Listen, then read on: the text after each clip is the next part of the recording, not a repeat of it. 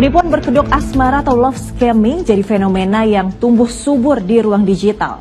Bukan hanya mengganggu psikologis, para pelaku juga memanipulasi untuk menguras harta korban.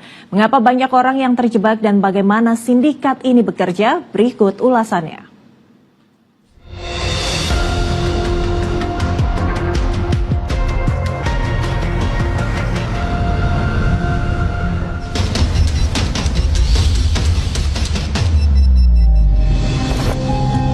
Akhir Juni 2026, aparat Kanwil Imigrasi dan Polda Jawa Timur menangkap 2 warga negara asal benua Afrika dan seorang WNI yang terlibat penipuan berkedok asmara atau love scamming. Dalam aksinya, ketiga tersangka melakukan percakapan percintaan para korban melalui platform media digital. Setelah korban terjerat tipu daya, tersangka berpura-pura mengirimkan hadiah barang mewah.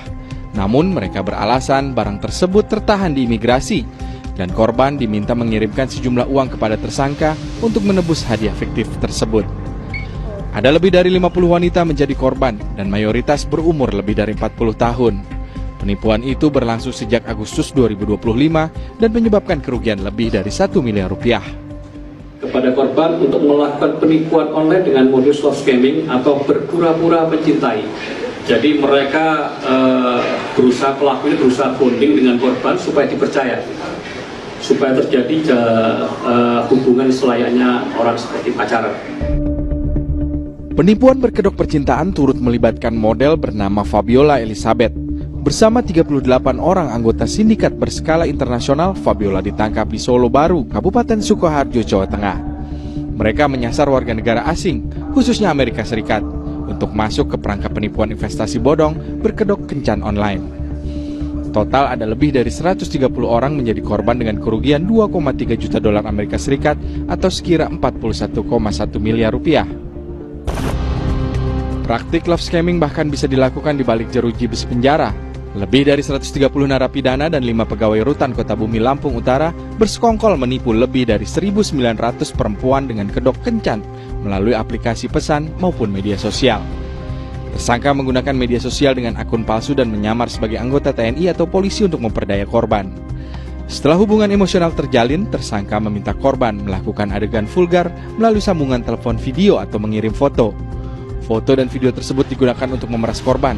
Bila permintaan ditolak, para tersangka mengancam menyebarluaskan jejak digital itu ke jagat maya. Modus kejahatan penipuan berkedok asmara atau love scamming sudah ada sejak abad ke-19. Seiring berganti zaman, praktik kejahatan ini semakin berkembang. Kalau zaman dulu kan by phone, kemudian nelpon, ketika nunjukin mukanya mereka nggak berani dan lain-lain. Sekarang mereka berani nunjukin mukanya.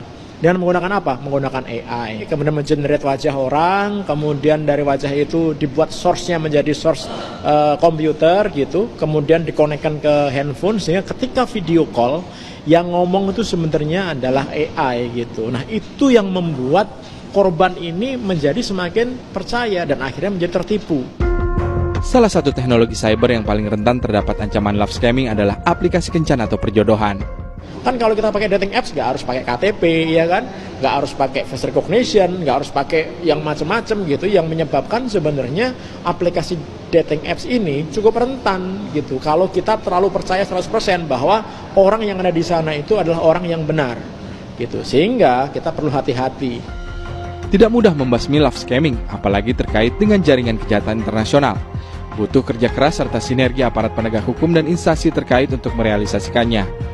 Namun yang tak kalah penting, korban serta masyarakat harus berperan aktif untuk melaporkan love scamming yang terjadi sesegera mungkin ke aparat penegak hukum. Dampak yang cukup memalukan gitu, membuat para korban ini dia nggak akan lapor. Nah, ketika korban nggak lapor, apa yang terjadi? Ya si pelaku ini akan leluasa nyari korban yang lainnya lagi. Mencari kebahagiaan di dunia maya tidak ada salahnya, namun pastikan Anda tidak menukar ketulusan hati dengan kerugian materi. Di balik profil yang tampak sempurna bisa jadi ada bahaya yang mengintai. Selalu gunakan akal sehat dan berkomunikasi secara digital. Tim MTech Media melaporkan.